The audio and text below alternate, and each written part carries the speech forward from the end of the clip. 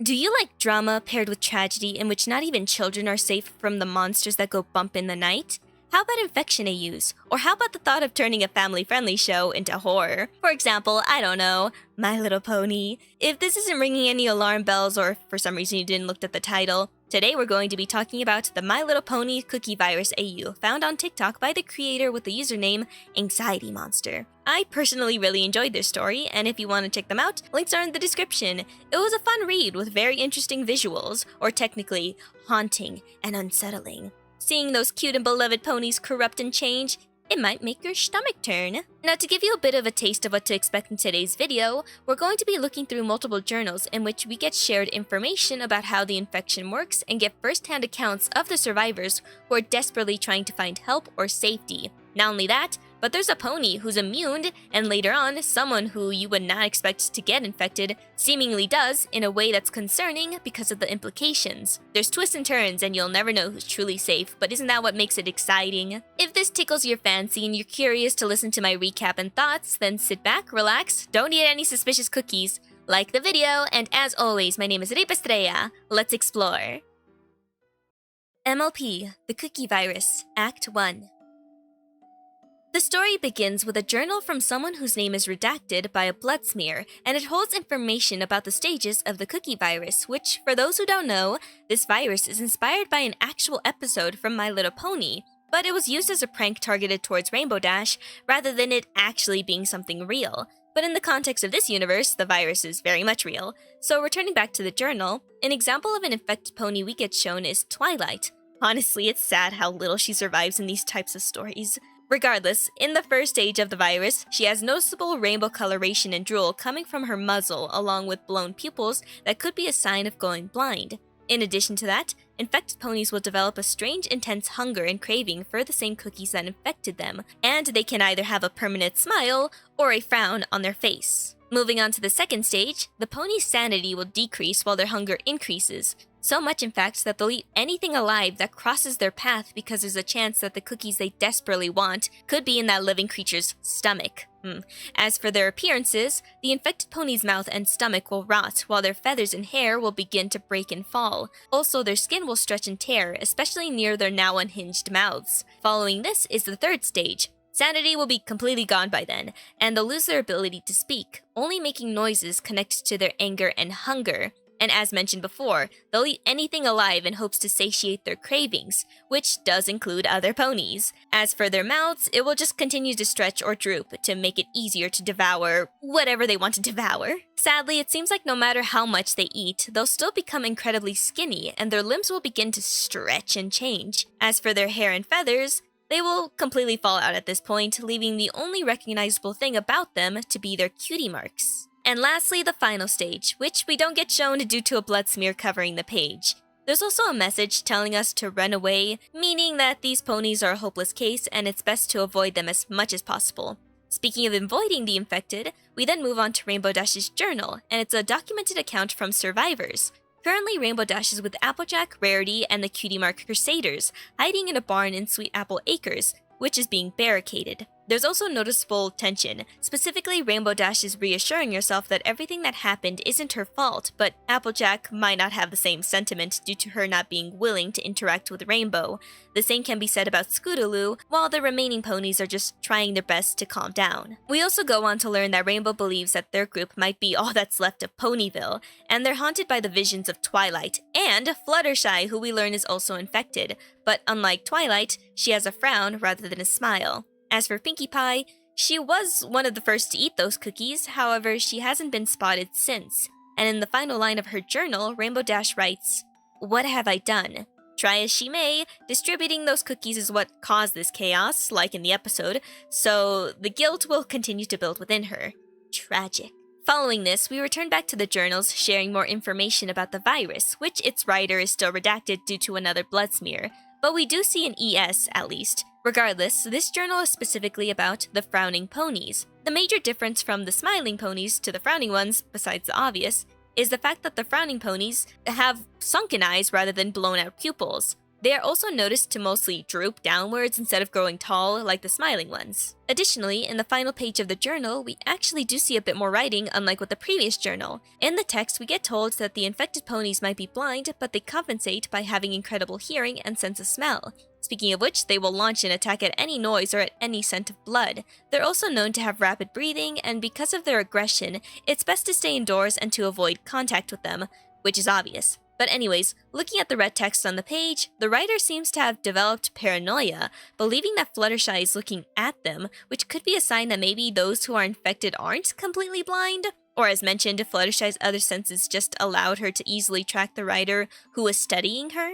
That's the end of that entry, and returning back to Rainbow Dash's journal, things aren't looking too good. They had to evacuate the barn due to being spotted by the infected, examples being Granny Smith and Big Macintosh. Rainbow Dash and Applejack had to be the ones responsible for pulling the wagon with supplies and the other ponies due to them being the strongest. However, since they were in a hurry, they didn't realize that they were approaching a steep hill, and consequently, after rolling down that hill, they injured their leg for Applejack and wing for Rainbow Dash. But they can't afford to slow down, so they carried what they could and ran to a nearby wooden shed for shelter until it was the morning or until Applejack's infected family leaves. Rainbow Dash also decides to play lookout because she couldn't sleep, and while staying up, she had a feeling of being watched. And looking at the illustration, we can see someone staring from outside the window. Ugh. This is when we proceed on to the next journal, which confirms that something indeed was watching the group. Big Mac somehow found them and only attacked when the group left the shed to the next day. Specifically, he went after Rarity when she was off by herself collecting apples, but she managed to shield herself with her magic before he could stomp on her flesh. However, her power isn't strong enough to keep the shield up for long. Luckily and unexpectedly, Pinkie Pie appears out of nowhere with a powerful flashlight to shine in Big Mac's eyes, which allowed them to get away and return to the group so they can all run until their legs eventually gave out. And of course, the group was surprised to see Pinkie Pie, and after noticing her appearance, clearly she's infected, yet she claims not to be. She also explains that this whole time she was hiding in Fluttershy's cottage until finding the group, which made Rarity hope that Fluttershy was fine, but Pinkie confirms their earlier suspicions that Fluttershy is indeed infected, not alive. Ugh. However, returning to her cottage is still an option for shelter, so the group made their way there, and the location was riddled with blood and gore. But at least it was empty, and there was medical supplies to treat Applejack and Rainbow Dash's injuries. Rainbow Dash also took the opportunity to speak with Pinkie Pie alone to get answers, and once they were upstairs, Pinkie Pie immediately started to tear up before claiming that she's at fault. That was the end of that journal, and before moving on to the next one, quickly, I just want to point out the obvious and say that Pinkie is obviously immune to the infection. She still has her sanity and looks normal despite the rainbow drool, meaning this is a clear sign that they could potentially find an antidote with Pinkie's help, which is the good news. Anyways, now Journal 4. The reason why Pinkie is blaming herself is because, like in the show, she wanted to prank Rainbow Dash with the cookies, but she never expected them to actually turn other ponies into monsters. She also mentions the fact that she did experience some sickness after eating a cookie herself, but she pushed past it and still distributed the cookies despite the warning signs. Rainbow Dash, of course, understands the feeling of guilt in this situation, so she comforts Pinkie by telling her that it isn't her fault, and it's not like she was the one who made the cookies anyways. This response then made Pinkie question what's in them, to which Rainbow Dash reminded her that the cookies were just a special order from Canterlot. She doesn't actually know what's in them, or who even made them. And before the two could continue their conversation, screams for help could be heard outside, which made Apple Bloom immediately jump into action despite Applejack's protest. The reason for this is because Apple Bloom is tired of ponies dying around her, and if someone needs help, she wants to help them. Sadly, the pony screaming for help outside was infected, and once Apple Bloom was close enough, the infected pony took a bite. Ouch. This sight made everyone freeze in place except for Sweetie Belle, who tried to shine a bright light at this creature similarly to what Pinkie Pie did with Big Mac. However, the light from her horn wasn't bright enough, and it was too late for Pinkie Pie to reach her in time with her own flashlight. Sweetie Belle is now gone, and everyone has to retreat back inside, traumatized by what they saw and from the screams of agony that came from Applejack and Rarity after witnessing their sisters' deaths. Speaking of which, Applejack immediately lashes out at Pinkie for not doing anything sooner, but eventually had to stop yelling to avoid bringing any attention to the cottage. And after calming down, the group had to think of a game plan, and the first idea was to go to Canterlot, which is where they could potentially find the culprit who made the cookies, and maybe even the princesses. It's far and risky, but it's their only hope at this point. Also, this is the moment when the others learn that Rainbow Dash wasn't the one responsible for the creation of those cookies. But back on topic, the only fast method to get to Canterlot is by train. However, the conductor was likely eaten by now, meaning that they have to figure out a way to get it to work again on their own. And before we continue with their story, we get survival tips from Pinky, which is actually just clarification of what happened in the recent attack. It turns out infected frowning ponies have the ability to mimic voices of ponies they ate, and the pony who took out Sweetie and Apple Bloom was actually Fluttershy. The voice she used belonged to a pony named Dr. Hooves, which I find the name interesting because it ends with ES, which is what we saw in the research writing about the virus. Meaning Fluttershy broke out from her containment, then eliminated the doctor, which allowed her to take his voice. Yikes. That's the halfway mark of the story, and I want to share some thoughts and predictions before continuing. The first thing I want to discuss is the princesses. They are arguably the most powerful beings in Equestria, kind of, and the fact that they're not around and this virus became such a widespread problem, something has likely happened to them. They either got infected or they ran away, which I hope that's not the case because that means they are abandoning the ponies. So instead, I hope that maybe they're still around but are forced to be in hiding. And honestly, the worst case scenario is them being infected. Twilight is already gone, meaning one powerful ally is down. Any more would be tragic. As for who could be the culprit behind the cookie recipe, I don't have any guesses yet. I also don't have a clue about what could be in them. My knowledge on My Little Pony is pretty lacking nowadays, so if there's a villain that could make this make sense, I have no clue. Regardless, something that I'm curious about is the motivation behind creating this virus. It could be a creature that wants to eliminate pony kind, or the ingredients were just contaminated by something accidentally, which might be the case. As for the situation with Pinkie Pie's immunity, there's hope that an antidote could be found one day, or maybe some type of medication that could make the ponies almost invisible to the infected, like in World War Z. However, I don't believe that the ponies who are infected could be saved, at least the ones who are too far gone. If they're just in their early stages, maybe, but ponies like Fluttershy, Twilight, and Applejack's family are probably goners. With that, these are all my quick thoughts, so let's continue with the story. MLP, the Cookie Virus, Act 2. Continuing with the story, 2 to 3 days have passed since the Fluttershy attack, and Rainbow Dash and Applejack's injuries from their fall have gotten better, however, not fully healed. And as you can probably guess, both Rarity and Applejack aren't doing too well. They are still mourning for their sisters, and Rarity is responding with sadness while Applejack is responding with anger. But even if they aren't feeling their best, they can't stay in Fluttershy's basement forever. So the group decided to move forward with Pinky's plans to go to the train station to head to Canterlot. And it was indeed a challenging and dangerous trip. Infected ponies attempted to hunt the crew down, and sinister laughter echoed around them until they arrived at the station. Luckily, they managed to enter the train and slam the door shut before the infected could enter, and they got it to start moving, which allowed them a quick escape before the infected could jump through the windows. It was an extremely close call, but they are at least alive. For now.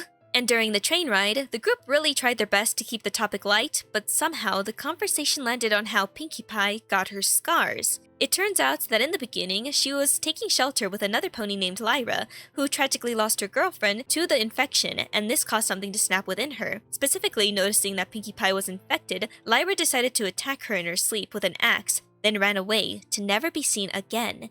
As to how Pinkie Pie survived such an attack, she's not sure herself. It was extremely painful, but after a while, it got better. The group then came to the conclusion that maybe Pinkie Pie has some sort of super healing that was granted to her through the infection. Ooh. Scootaloo then questions Pinkie Pie about the bite mark on her neck. However, this angered Pinkie Pie to the point she screamed at the poor filly. She clearly does not want to talk about it because it's attached to a very sad story. So Scootaloo decided to make up a story about how she got the scar to hopefully ease the tension, which seemed to have worked. Sadly, this moment of peace was then interrupted when they saw a pony on the tracks. It was Twilight. Pinkie decided to not stop the train so they could just run her over, but it turns out Twilight still holds the knowledge to use her powers because her horn soon began to glow, and it caused the train to break from its tracks due to an explosion that she caused. Now, quickly pausing here for a moment, we can clearly see that Twilight's ribcage is exposed, and also her body is littered with branches. It's fascinating that she's almost developing a plant-like mutation. But moving on, Twilight is very close to attacking the group until unexpectedly, Zecora came out of nowhere, blowing a horn that made Twilight scream out in pain. It turns out smiling ponies despise loud noises, so this was the opportunity the group needed to get away. However, Applejack wasn't so lucky because Twilight soon regained her strength to attack again, and she latched onto her leg. Ugh. It almost seemed like Twilight was about to run off with Applejack until Rarity quickly returned to the train so she could turn on its whistle, and this made Twilight let go of Applejack, and the group quickly escaped now that she was temporarily paralyzed from the sound. Then once they were safe in the forest, the group were obviously relieved to see Zecora alive, and they learned that she's also on her way to Canterlot. With that, the group is now traveling together for obvious reasons. However, it was clear that Applejack is trailing behind, and when questioned, she blamed that her injured leg from the fall is getting worse, instead of saying it was her bitten leg that's hurting. Which is interesting because when you look at the image, we can see a rainbow coloration coming from the bitten leg.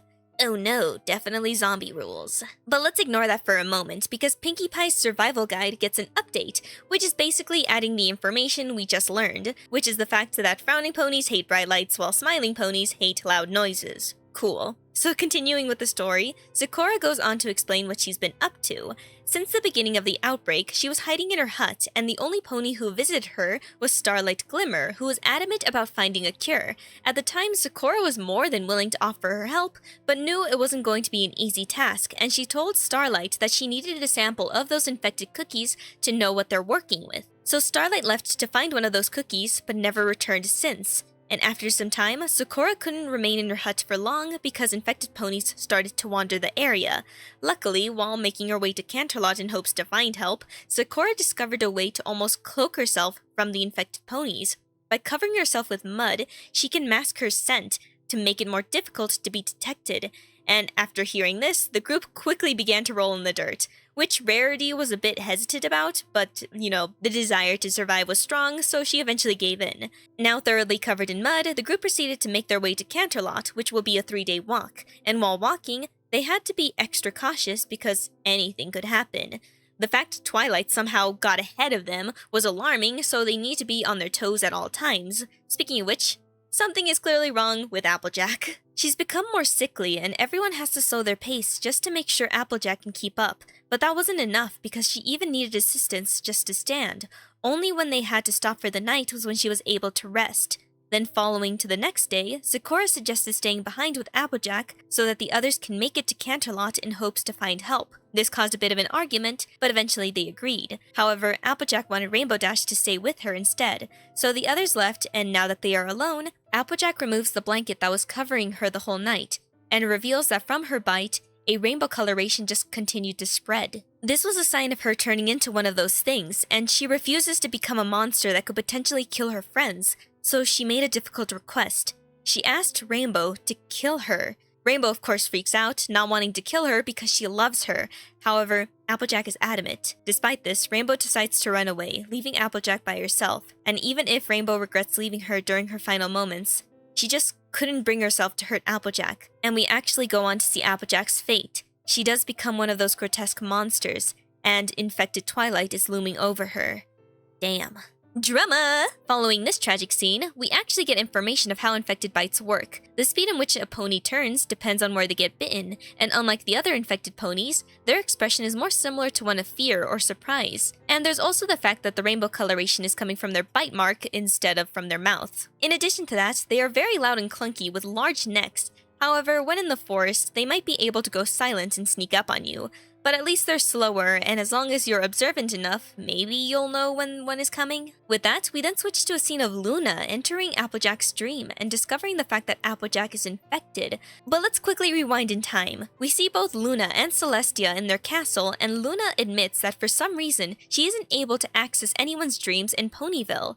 It's very strange and worrisome, but Celestia reassures her sister by telling her that she'll contact Twilight tomorrow. Then later that night, Luna attempted again to find at least one connection to Ponyville, where she soon discovers Applejack's dream space, which led to the events that I mentioned moments ago. Discovering the fact that Applejack is infected, and she quickly attacks Luna in the dream world, and when we switch to a scene of Celestia approaching Luna's room, there's the sounds of crying, and we can see a rainbow puddle leaking from the door.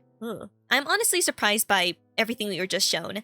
This means the entire time, the princesses were unaware of the chaos happening outside, and now there's a chance that one of them is infected. What does this mean for everyone? What will happen next? Well, I sadly have some bad news. This is the last update to the series, and there won't be more. The creator did state that they might share the conclusion to the story on archives of our own, but unless I'm blind and I couldn't find it, it's not posted yet. As for the reason why they stopped, it's because the creator just wasn't enjoying the series as much. Burnout is a real thing, and if you're not as passionate about something, I can completely understand wanting to stop. Me and many other people will still enjoy what we do have, and funny enough, this end actually allows me the opportunity to flex my story-loving brain because I can make predictions.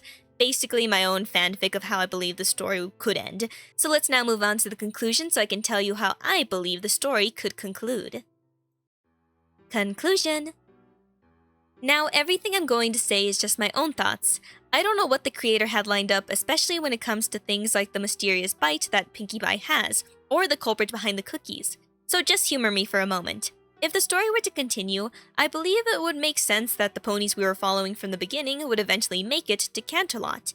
And because Celestia and Luna didn't suspect anything, maybe the place is quiet and not completely consumed by the infected.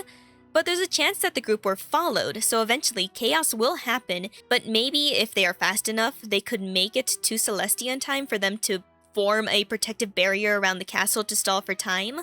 This way, Zecora and everyone else can work together to find a solution. And assuming that they'll somehow manage to get a sample of the cookies while making their way to the castle, they'll rely on that alongside Pinkie Pie and Luna, someone who's immune and someone who's just infected. Luna will likely still be in the beginning stages of the infection, not fully consumed yet, and she'll be almost like a guinea pig to find the cure. With both Zecora and Celestia working together, they might have a chance of finding a cure or some type of medicine that pauses the infection, and with the infection slowed for Luna, they'll work twice as hard to find the cure so Luna could use the dreams to spread it to everyone. However, that's only assuming that the story will end positively. If anything, there's a chance that they might do a doom switch scenario where Luna, for her last moments, tries to enter all the dreams of those who are infected and make them die somehow. This way the infection won't spread anymore and all the dangers will be killed off. That might seem a little bit overpowered and not likely to happen because Luna was already having a hard time looking into Ponyville, so I doubt the infected really dream besides that one-off instance with Applejack. Regardless, as I mentioned before, my knowledge on My Little Pony is lacking, so I wouldn't be surprised if I was missing something that could work as a solution. Speaking of which, I still have no clue who could be responsible for the creation of those cookies. Dr. Hooves is a little suspicious because he's documenting everything and somehow managed to contain Fluttershy temporarily, so maybe they know something, but who knows. Then there's Discord. However, I refuse to blame him even if it makes sense that he could possibly make something so chaotic and catastrophic. I'm biased, okay? Anyways, this world is full of magic, right? I wouldn't be surprised if the group couldn't find a cure but maybe tried to find a way to time travel, which sounds dumb out loud because time traveling seems much more difficult than finding a cure, but whatever. These are my simple predictions of how I believe the story could possibly end, but I'm curious to hear your thoughts. Flex your own story writing skills and share with me your thoughts for the ending. And if the creator somehow stumbles across my video, they might get a kick out of your own fanfic ideas of their story. Speaking of the creator, I want to take a moment to say that I really enjoyed the story you shared with us and the designs of your infected ponies. It was a very interesting read with a lot of dramatic moments. Dead family, suspenseful encounters, and tragedy that involves love. It's pretty cool. With that, this was the Cookie Virus My Little Pony Infection AU created by Anxiety Monster. You can find them on TikTok where the links are in the description, and if you enjoyed my video, please don't forget to like and leave a comment. It helps with the algorithm. And if you like my content, you're welcome to subscribe. It's free and I try to upload every week when I can, making me a good source to introduce you to new or old stuff. And as always, my name is Ripa Estrella. I better not catch you dying on me. Goodbye!